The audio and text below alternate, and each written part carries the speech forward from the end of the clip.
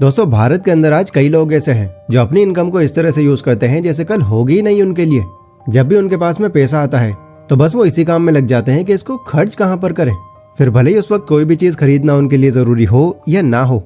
बड़े इस तरह की सोच रखने वालों की लाइफ में जब कोई ऐसी सिचुएशन आती है जब किसी वजह से तो उनको पैसों की जरूरत पड़ती है, तब कहीं जाकर उन्हें पैसों की असली वैल्यू का पता चलता है। वो अफसोस करते हैं कि काश मैंने उस टाइम सेविंग्स कर ली होती, काश मैं पैसे बचा पाता तो आज मुझे ये दिन ना देखना पड़ता। लेकिन इन बातों को सोचकर पछताने का फिर कोई फायदा नहीं होता, क्योंकि तब उनके पास सिर्फ दो ही रास्ते बचते हैं, या तो कर्जा ले लें या लोन उठा लें कहीं से। पर जो लोग भी इस बात को पहले ही रियलाइज कर लेते हैं वो कम उम्र से ही सेविंग करना शुरू कर देते हैं। बट इनमें से कुछ लोगों को सही तरीका न पता होने की वजह से पैसों को सेव करते टाइम बहुत दिक्कतों का सामना करना पड़ता है। तो अगर आप भी ऐसे ही लोगों में से हो जो कि केयर करते हो अपने फ्यूचर की, तो नो डाउट ये वीडियो आज आपके लिए लाइफ चेंजिंग हो सकती है। क्योंकि इस वीडियो में आज मैं आपको कुछ ऐसे तरीके बताने वाला हूँ जिन्हें यूज करके आप अपने पैसे बचाने के प्रोसेस को बहुत ही आसान कर लोगे। एंड ये सारे तरीके एकदम प्रैक्टिकल हैं जिन्हें कोई भी यूज कर सकता है। तो ठीक है, फिर शुरू करते हैं। तो number 1, don't follow the rat race. अपने चैनल पर अभी रिसेंटली मैंने एक पोस्ट डाली थी और दिखाया था कि कैसे आईफोन 16 के लॉन्च पर लोग 36 घंटों से भीड़ में लाइन लगाकर खड़े हैं, सिर्फ इसीलिए ताकि वो ये दिखा सकें कि उन्होंने आईफोन 16 उसकी लॉन्च की डेट पर ही खरीद लिया। पर इससे शॉकिंग ये बात है कि उनमें से सिर्फ चंद ही लोग ऐसे थे जिन्होंने कैश में आईफोन खरीदा था एंड बाकी सारे EMI के भरोसे गए थे। इवन 70% लोग इंडिया में ऐसे हैं जो आज भी सिर्फ EMI पर ही फोन खरीदते हैं। इसी क्रेज को देखकर अब इंडिया में एप्पल ज्यादा फोकस कर रहा है, क्योंकि उनको ये साफ दिख रहा है कि आजादी से पहले तो ये लोग मजबूरी में लुट रहे थे, लेकिन अब तो जानबूझकर लुटने को तैयार हैं। और बात यहाँ सिर्फ आईफोन्स की ही नहीं है।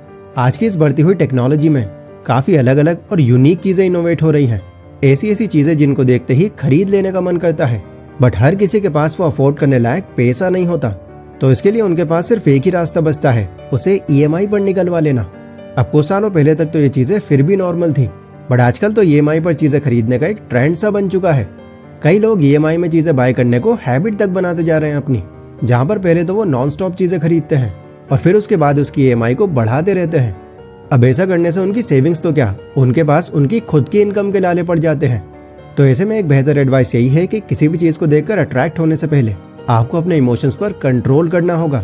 आपको समझना होगा कि जिस चीज को अभी आप अफोर्ड नहीं कर सकते उस पर पैसे लगाना आपको फाइनेंशियली अनस्टेबल कर देगा। बिकॉज जब आप किसी चीज को EMI पर निकलवाते हो तो उसी टाइम से आप पर एक नया खर्चा बढ़ जाता है जो हर महीने आपके सर पर एक बोझ की तरह खड़ा रहता है। इसलिए अभी इस बात को समझो और EMI को जितना हो सके उतना कम यूज करो। ऐसा करने से अपने आप को आप फालतू खर्चों से बचा सकते हो, और जब फालतू खर्चे नहीं होंगे तो पैसे भी काफी सेव होंगे आपके। Number 2, don't make decision, make commitment. लोगों के लिए कोई डिसीजन लेना बहुत आसान काम है। असली चैलेंज तब आता है जब उस पर काम करने की बारी आती है। एंड यही चीज आपकी सेविंग्स में भी अप्लाई होती है।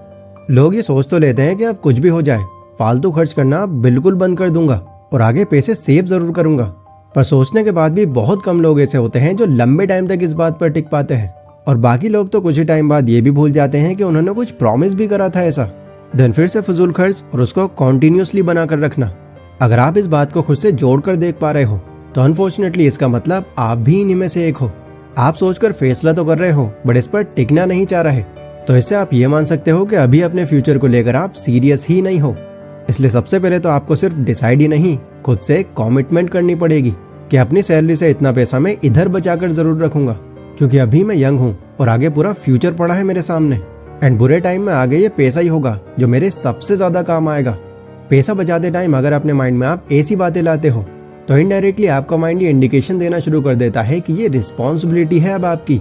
अब जहां भी आप कुछ फालतू खर्च करना भी चाहोगे, माइंड आपको उसी टाइम पर अलर्ट करता रहेगा।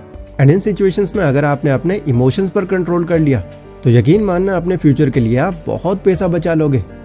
Number 3, give your savings a big reason. अगर आप खुद से प्रॉमिस करने के बाद भी, बार बार फ्यूचर में सोचने के बाद भी स्टिल पैसा बचा नहीं पा रहे, तो इसका मतलब ये हो सकता है कि कोई रीजन ही नहीं है आपके पास बचाने का।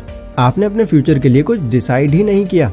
अगर कोई ये माइंड में लाकर सेविंग्स कर रहा है कि उसको अमीर बनना है पैसे बचाकर, तो ये सुनने में भले ही अच्छा साउंड करे बट ये प्रैक्टिकली पॉसिबल नहीं है, क्योंकि अमीर पैसा बचाकर नहीं, इनकम बढ़ाकर बना जाता है।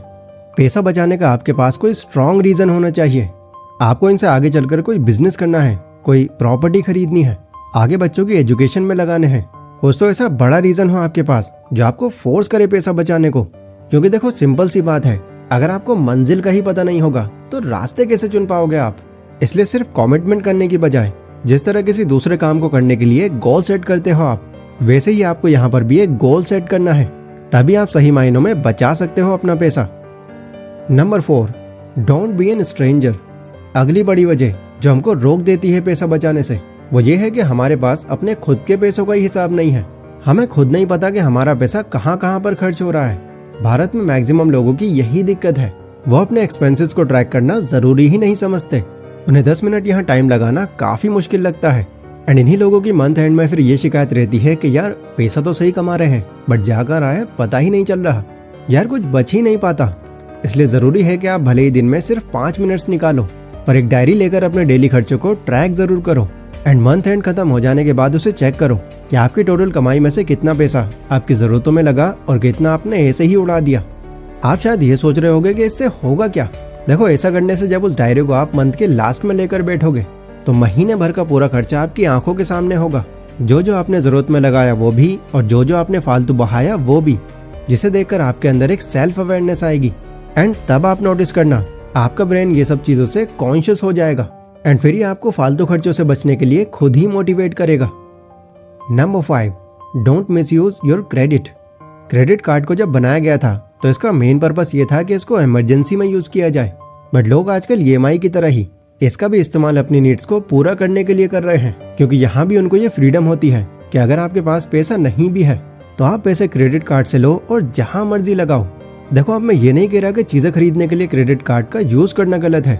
मैंने तो अपने कुछ वीडियोस में क्रेडिट कार्ड से शॉपिंग करने के कई फायदे गिनाए हैं आपको, बट दिक्कत तब आती है जब लोग क्रेडिट कार्ड से फायदा लेने की बजाय अपने बस शौक पूरे करते हैं और उसकी लिमिट बढ़ाते रहते हैं। एंड इस चीज का बाद में जाकर ये नतीजा निकलता है कि इतना क्रेडिट कार्ड यूज करने से उनकी एक्चुअल लिमिट भी क्रॉस हो जाती है, जिसके बदले में उनको फिर भारी फाइन देना पड़ता है, जो कि ऑब्वियसली बर्बादी है पैसों की। तो अगर आपका फोकस पैसा सेव करने पर है तो क्रेडिट कार्ड जितना हो सके उतना कम यूज करने का ट्राई करो, क्योंकि जितना आप इसका कम यूज करोगे उतना ही आप हिडन चार्जेस से बचे रहोगे और फालतू पैसा नहीं उड़ाओगे। तो ये थे कुछ ऐसे तरीके जिनसे अपनी इनकम से आप काफी पैसे बचा सकते हो। हेलो दोस्तों, आशा करता हूँ वीडियो आपको अच्छी लगी है। तो आइए मैं आपको एक ब्राउज़र के बारे में बताता हूँ। GoLogin the best browser for multi accounting. यहाँ पे आप देख सकते हैं कि secure browser to manage Facebook, LinkedIn, Amazon और जितने भी अकाउंट हैं आप सब मैनेज कर सकते हैं। और ये गो लॉगिन का बेस्ट फीचर है। जी हाँ दोस्तों, और इसमें सबसे अच्छी चीज़ ये है कि आपकी प्राइवेसी बिल्कुल सेफ़ रहेगी। जी हाँ दोस्तों, आप किसी भी कंट्री के लिए यूज़ कर रहे हैं आपको कोई प्रॉब्लम नहीं जाने वाली है। यहाँ पे आप इसकी रेटिंग चेक कर सकते हैं, देख सकते हैं 4.5 अबव है। ट्रस्ट पायलट पर बाकी जगह भी अच्छी रेटिंग है। जी हाँ दोस्तों, देन आप देख सकते हैं manage all your accounts safely from one device. यहाँ पे आप एक ही डिवाइस से काफ़ी अकाउंट मैनेज कर सकते हैं और यहाँ पे बताया गया है कि आप किस तरह से यूज़ कर सकते हैं। और आप यहाँ और भी फीचर देख सकते हैं, आपको किसी भी साइट से बैन नहीं किया जाएगा। और यहाँ आप किसी भी लोकेशन से किसी भी टीम मेंबर के साथ इसको शेयर कर सकते हैं। जी हाँ दोस्तों, आप किसी भी टीम मेंबर को शेयर कर सकते हैं। देन आप देखेंगे GoLogin creates a unique digital identity for each account. देख सकते हैं जैसा कि आप देन आप नीचे देखेंगे GoLogin like regular browser with tools for multiple account. GoLogin एक रेगुलर ब्राउज़र की तरह है, आप इसको वैसे यूज़ कर सकते हैं और आप इसमें चाहो तो 7 डेज़ का फ्री ट्रायल ले सकते हैं। जी हाँ दोस्तों, आप इसमें 7 डेज़ का बिल्कुल फ्री ट्रायल ले सकते हैं। अगर आपको ये अच्छा लगा तो मैं इसका लिंक डिस्क्रिप्शन में दे देता हूँ, आप जाइए चेक करिए और बताइए। और आपको अगर आपको कोई डाउट आता है तो आप 24/7 सपोर्ट टीम से बात कर सकते हैं। जी हाँ दोस्तों, आप 24/7 सपोर्ट टीम से बिल्कुल बात कर सकते हैं। सो जाइए चेक करिए। Thank you so much.